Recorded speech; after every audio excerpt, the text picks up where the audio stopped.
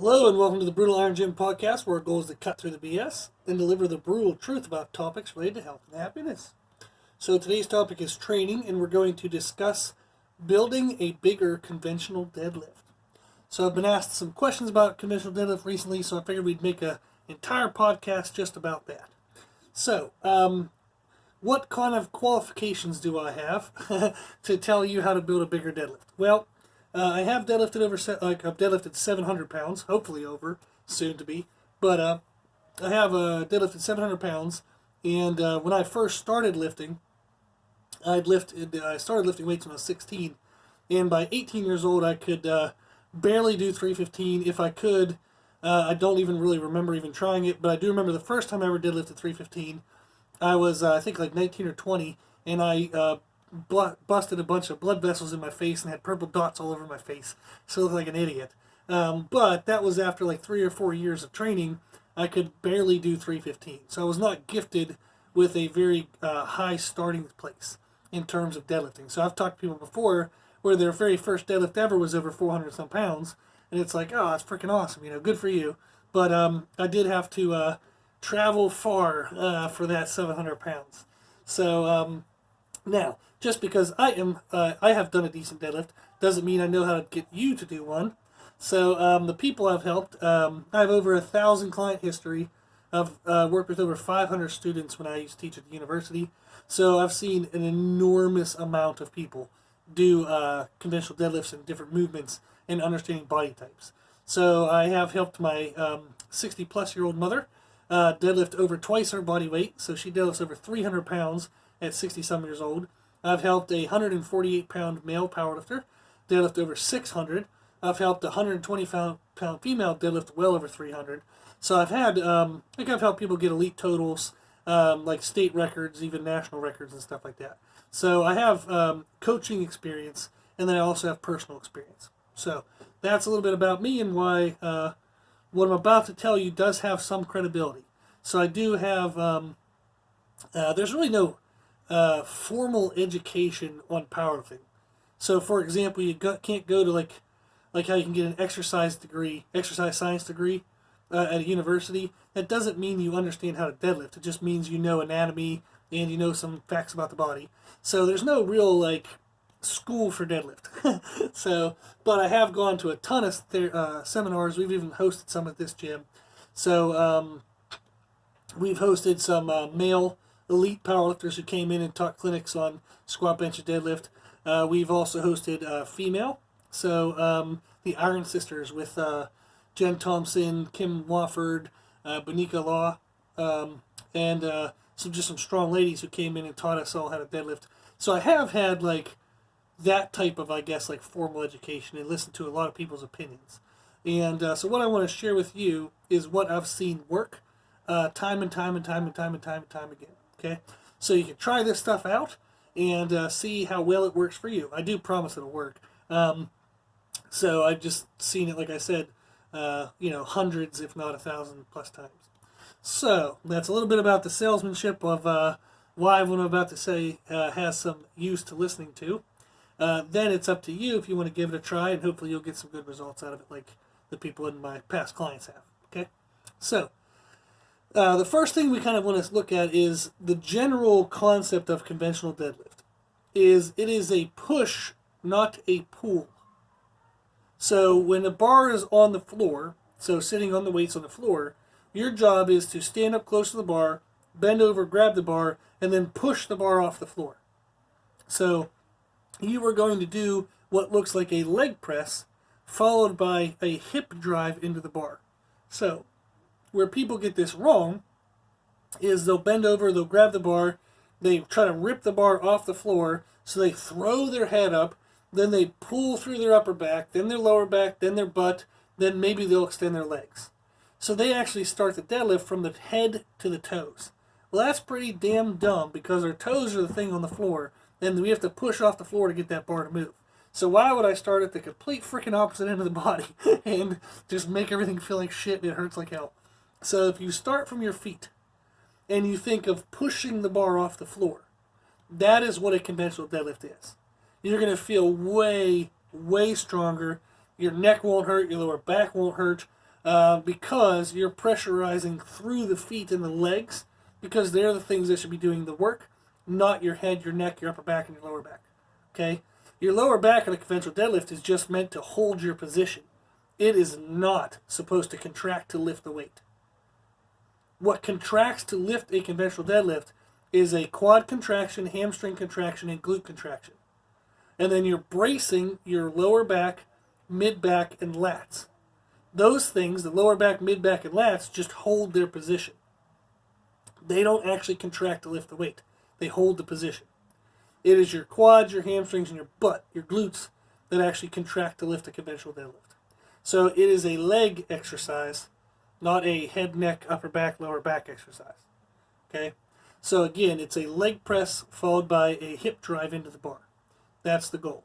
So your goal when you think of conventional deadlifts is your feet are on the floor, you're going to bend down, grab the bar, you're going to put yourself in position, we're going to talk about what position is, and then you're going to push the bar off the floor, not pull the bar off the floor. Okay? So, now, real quick before we get into like starting positions, lockouts, and all these cues for conventional deadlifts, I want to mention that conventional deadlift is very different than sumo deadlift. So do not use the same cues and concepts that you would use for a sumo deadlift into your conventional deadlift. So, if you're getting advice from someone, okay, other than me, don't, if they are a sumo deadlifter, do not, like, make sure that when they tell you how to conventional deadlift, they tell you things that are different than how they would explain for you to sumo deadlift. So some examples of this. In a sumo deadlift, you tend to have a more upright torso. So therefore, if your head is up and your eyes are, say, your eye line is, say, parallel with the floor, that doesn't really have negative consequences in a sumo deadlift. And sometimes people will feel having their head slightly up like that will help give them upper back tightness. So in a sumo deadlift, when your torso is more uprighted, having your head up a little bit is fine. On a conventional deadlift, having your eyes parallel with the floor and your head up is stupid. It does not help your technique. Okay? It will typically pull you forward over your toes and cause you to get into more of a pull rather than a push. So you want to make sure that your head is not up on a conventional deadlift.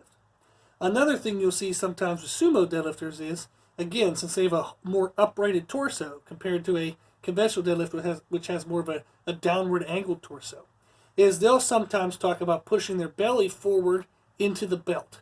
So if they're wearing a powerlifting belt, they'll say to get big air and push their belly into the belt. Well, often what ends up happening is when people kind of misunderstand this cue, they'll extend their ab wall, then they'll actually unbrace their abdomen. And that means your lower back now has to grab all the damn weight. Now, they're going to give you the cue of, say, pushing your belly into the belt. Well, if you extend your ab wall to do that, you're actually destabilizing your ab wall. And you're relying on your lower back now. Okay? So that's two things I see commonly happen when people try to get advice from a sumo deadlifter to learn how to conventional deadlift, is they'll have their head up, their eye line parallel with the floor. Not good, don't do that. And as they drive off the floor, they'll be shoving their stomach forward, which is kind of causing their lower back to already be contracted. And they're in this weird, funky, like arched position. And their transition as the bar passes their knees is going to kill their lower back. They're going to be out into their toes. And usually their lockout looks like absolute shit because they're arched like a freaking question mark rather than being straight up and down.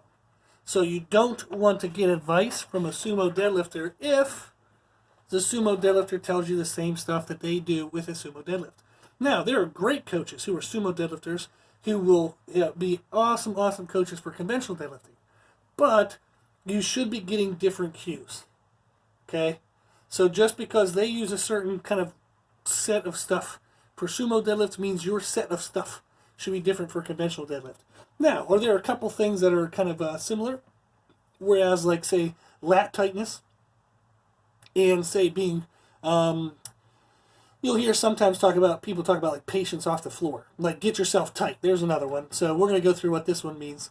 But is when they say get yourself tight, meaning that before you drive off the floor, you should already have your arms kind of extended fully, and the bar should be pulled upward into the edge of the plates. So if you think of the whole of a weight plate, okay, typically when we have the bar resting on the floor, the bar inside the hole of the weight plate is sitting on the bottom of the hole. And then as you would go to pick it up, you'll hear the weights click. What that is you're pulling the bar from the bottom of the hole to the top of the hole. And when it hits the top of the hole, the weight plate, you'll hear a clicking sound. Okay? So when you get quote-unquote tight with a conventional and sumo deadlift, there should be no click when you drive off the floor. So when the bar leaves the floor, you should maybe hear some wobbling of the plates, but there should never be a loud click. So that's something that's universal for sumo and conventional, is getting tight. That's the cue you'll hear, is get tight on the bar. Okay? So some things are similar, like lat tightness and getting tight on the bar, but not head position and not shoving your stomach forward. Okay? Don't extend your abdomen, don't extend your ab wall when you're trying to be nice and strong in a conventional deadlift. Okay. So now, starting position. We're going to try to do all this stuff audio, so I can't do a visual through a podcast. But I'm going to explain some stuff, and I want you guys to use your conceptual brains as well as you can. And if you have any trouble after things, like after listening to this podcast, and you're like, man, I liked a lot of what he said, but that's one thing doesn't really make sense, shoot me an email, brutalironGym@gmail.com, with what that one thing was, and then I'll try to find a video for you, or I'll make a video for you, okay, and I'll send it to your email. Okay, cool. Now, I think on our YouTube page, Brutal Iron Gym, if you go onto YouTube and search Brutal Iron Gym Conventional Deadlift, there is actually an older video of me talking about conventional deadlift setup. Then there's a couple videos where I'm explaining some techniques showing my mom. So there are some videos that you can use for help in YouTube. So go ahead and search that if you want some visual cues. So, starting position. Generally, your feet are going to be directly under your hips. Okay? So you don't want to have your feet super narrow, and you don't want to have your feet wider than your hips. Exceptions are, in general, in the starting position, what we'd like to have is when your feet are on the floor, you bend down to grab the bar, you're going to lift your chest upward as your knees come forward. Now, you don't want your knees going in front of your forearms. You want, in the bottom position of the conventional deadlift, for your knees to be directly beside your forearms. No matter what your leg length is, no matter what your arm length or torso length is, that's going to be the correct starting position. Sometimes that'll mean your shins are vertical for certain people. Sometimes it'll mean your shins are pitched forward a little bit. That's true for certain people's body types. But if you think of a conventional deadlift when you're in your starting position, if your butt is really high, your knees are going to be behind your forearms. If you drop your butt down almost like a squat, your knees are going to go in front of your forearms. You don't want either one of those. You want to start when your knees are directly beside your forearms. Okay. So in a traditional conventional deadlift, I am assuming that you understand the stance of a conventional deadlift is your feet are under your hips, your hands are basically straight down from your shoulders, and then from there you just kind of get into position, crouch down to grab the bar. So your hands are going to be just outside where your legs would be. Now, if your forearms are in the way, so if I told you I wanted your forearms and your knees to be beside each other, and you're like, well, when I try to do that, my knees hit into my forearms. Well, then your stance is either too wide or your hands are too narrow. So your hands should be directly underneath your shoulders. If you're a female and your shoulders are the same width as your hips, then you have to move your hands out a little bit, okay? But in general, your feet should be straight in line with your hips. You're then going to have your hands just outside of that. Why some people do a narrower stance is because they have they're usually very lean people. They have a very long, thin torso. So they're kind of just like lean and mean and probably got six-pack. So whenever they bring their feet inward and they get into the starting position where their elbows are right beside their forearms, their belly will be pressed into their quads to give them what feels like a stability. If their feet are too wide, their belly is going to feel like it's kind of free-floating and it doesn't have a good pressure into the quads.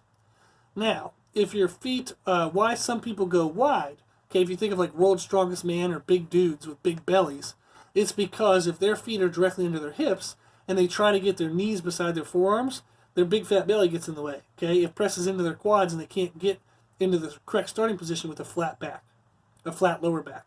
So they have to widen their feet out a little bit and their grip out a little bit. So that way when their knees are beside their forearms, their lower back can be nice and flat.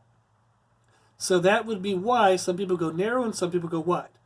So the goal is you want your lower back to be flat when you're in the correct starting position of your knees beside your forearms.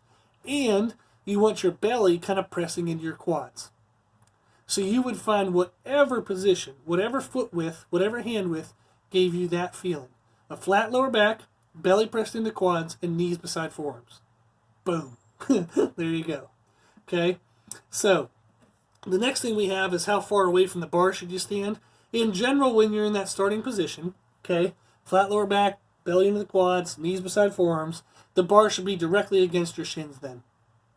So you want to stand up out of that starting position, and wherever the bar is, that's where you would want to walk up to the bar. So often you'll find that the bar is about an inch or so in front of your shins, like there's a gap. But when you bend down and get into the right starting position, all of a sudden your shins are right against the bar. That's where you want to be. If the bar is too close to you, and while you're getting into the right position, your shins push the bar away, that is bad. That means when you try to set up and go for a good full rep, the bar's momentum will be rolling away from you. Not good. Okay? And if you're in the correct starting position and the bar is away from your shins, any gap whatsoever, even a half inch, that's going to put extra strain on your lower back. So pull that bar nice and close to your shins. Okay? So you'll see sometimes people do a rolling start to their deadlift. Typically, that's kind of over-exaggerated, and overwhelmingly most people don't need to do that. So traditionally, you'll see that from like Olympic weightlifters, and they have used it to try to get like like a more vertical shin type starting position for their pulls. It doesn't really transfer over to powerlifting as much, but you will see like the best conventional deadlift in a powerlifting meet ever. I think it was 1,015 by Benedict Magnuson. And that's like no straps, no strongman suit, none of that. Just a good old-fashioned conventional deadlift at a powerlifting meet. He does roll the bar into him a little bit, but that dude's got a big-ass belly. So what he did was he kind of got into a stiff-legged position, had the bar away from him. He dropped his butt, rolled the bar into him, and it kind of squished him into position.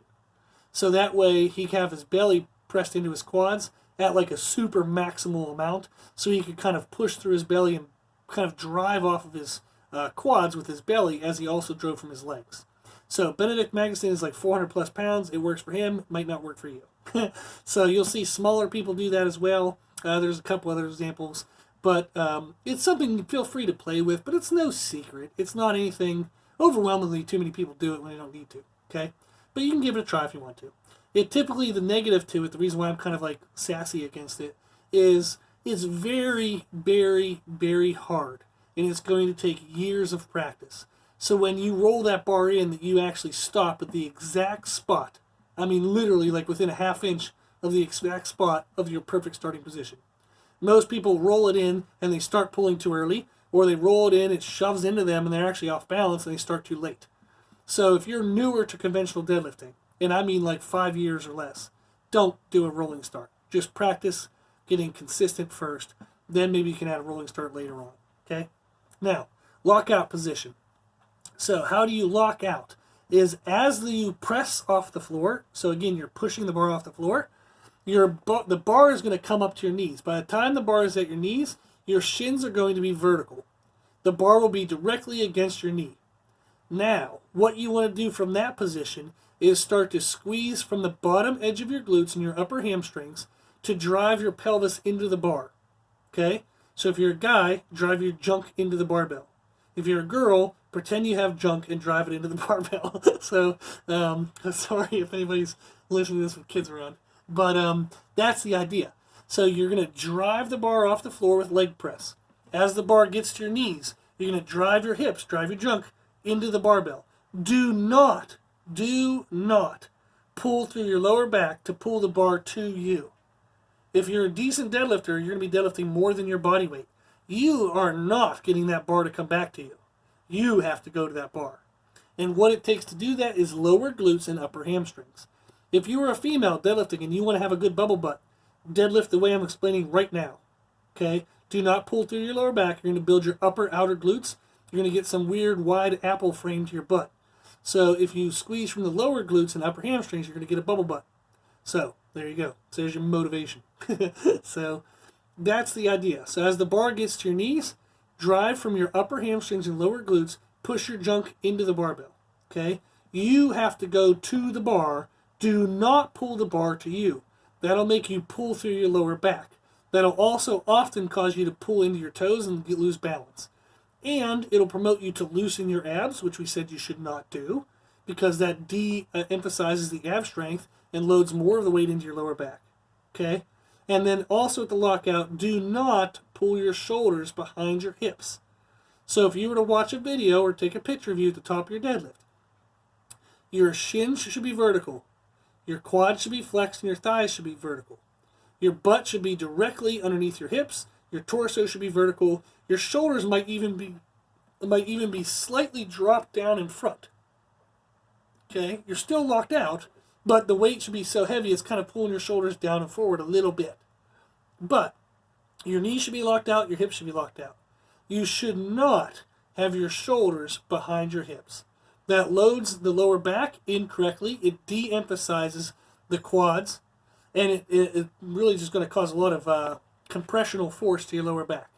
So if you notice after conventional deadlifts that your back hurts, so you have a massive low back pump, and or it feels like, oh my God, my back is just feeling like it's breaking in half, it's probably because you're pulling your shoulders behind your hips and you're letting your ab wall extend into the belt. Keep your freaking abs down, keep your ribs down, and squeeze your butt cheeks, okay, to lock out the deadlift. Do not squeeze your lower back. Cool.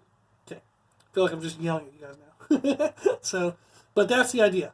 So the leg press is a push off the floor and then a hip drive as the bar passes your knees.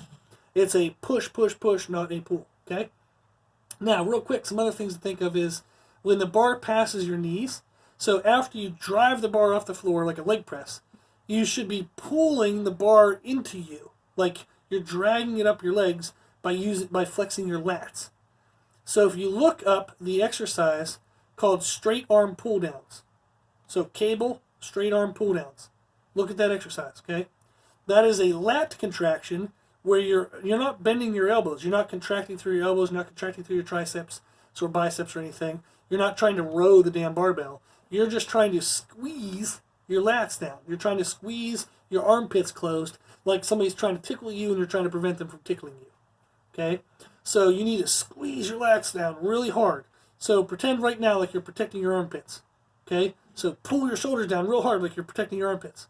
That's what you should feel as the bar is around your knees. Typically in conventional deadlifts, your position of most vulnerability of weakness is when the bar is at your knees. Okay? So you want to be flexing your lats and pulling that bar into you. Don't let the bar drift out in front of you. Pull the bar into you.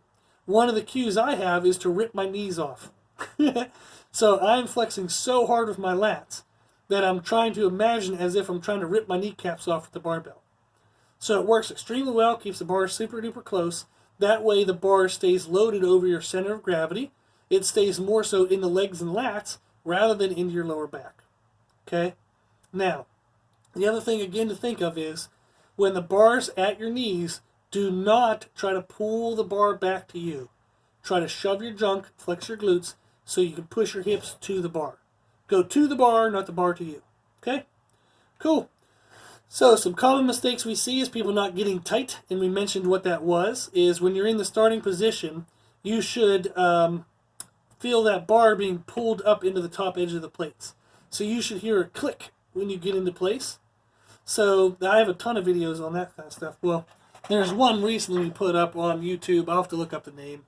But it was talking about getting yourself tight with your lats before you deadlift off the ground. And that helps a ton to protect your lower back.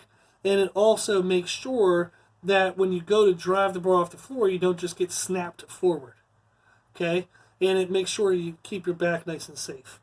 So let's see here. Okay, so you want to go to Brutal Iron Gym page on YouTube and search for upper back tightness for conventional deadlifts. Hell, you can just do it on Google. Okay, just type Brutal Iron Gym upper back tightness for conventional deadlifts, and it shows a description of how to get yourself tight on the deadlift so that way you don't get lower back pain. Okay? So that's how to get tight on the deadlift, and that's one of the common mistakes we see. So you should not start a deadlift with your arms slightly bent, and then you're trying to like pull up into the bar and your arms like snap tight. That's going to feel like shit, so don't do that. So your arms should already be super duper tight. Your arms are just long hooks. That's it. You're not trying to bend your elbows. You're not trying to flex your triceps. You're not trying to row the bar. Your arms are just big long hooks from your shoulders. Okay? The other thing we see all the time, the mistake, is that head position. Do not have your head up.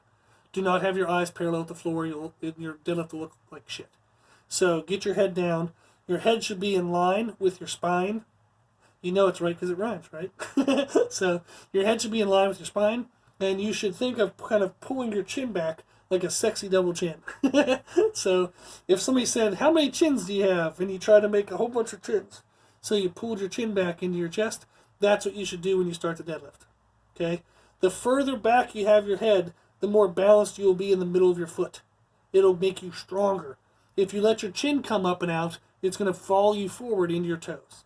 Okay? Then the third mistake people make all the time is locking out their lower back with their abs extended.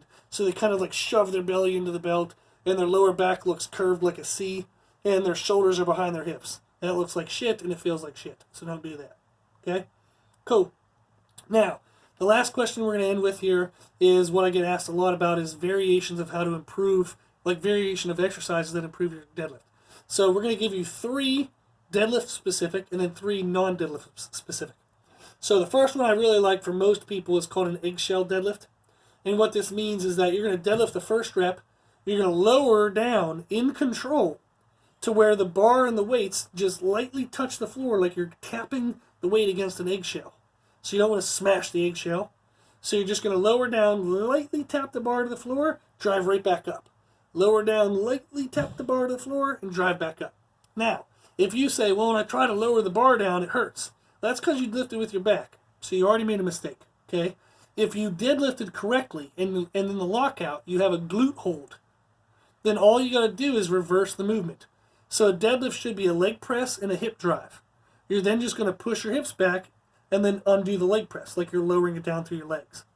So if you get to a back contracted lockout, it's going to feel like shit when you try to lower the bar. So that's already a cue that you did something wrong. Okay? So eggshell deadlifts. And again, that's where like you deadlift the first one, you lower down with enough control that you can just lightly tap the floor with the bar, and then drive explosively back up. We typically do this anywhere from sets of 3 to 8 reps. The next thing we have is reverse band deadlifts. So I just made a post about that on YouTube and our Instagram page. Reverse band deadlifts are freaking awesome. They're wonderful. You can do them anywhere from 1 to 6 reps. So 1 rep is working on strength, like pure output strength. Like the higher rep ranges, like 3, 4, 5, 6, is working on positional strength. Okay? So the next thing we have is deficit deadlifts, where you are elevated by an inch or two, so the range of motion is a little bit more extended. And again, that's anywhere from 1 to 6 reps, whether you want to work on explosive strength or you want to work on positional strength. Cool? Now, accessories non-deadlift specific are stiff leg deadlifts and RDLs, and they should be done for 20 to 40 seconds time under tension. So you can do with dumbbells, barbells, whatever, but again, sets of 20 to 40 seconds of time under tension. We have barbell bent over rows. There's a million variations. So you want to be doing them like Pendlay rows. You can do them strict bodybuilding style. You can do them with a little bit of leg drive, like you'll see Kaylor Woodlam doing that way. But you can kind of play around with that a little bit. And those are typically best done for anywhere from 10 to 30 seconds of time under tension. Okay? So barbell bent over rows, overhanded. You can use straps if you want to maximally work your lats. You can use just your regular hands if you want to work some grip. Then we have front squats. Okay, so front squats help build your quads for help starting strength in the conventional deadlift, and it also helps build up bracing control and positional control, so that way you don't get bent over when you try to do a heavy deadlift. I like to use our Duffalo bar, which is made by Chris Duffin, because it has a bow to it, so I don't have to worry about the bar rolling off my shoulders, so I don't get massive bicep cramps like you do with a regular bar. So those should be done anywhere from 10 to 40 seconds of time under tension. So 10 seconds is kind of explosive strength. 40 seconds is like, again, positional strength. So those are the best accessories and the rep ranges and time under tensions. So you can use those.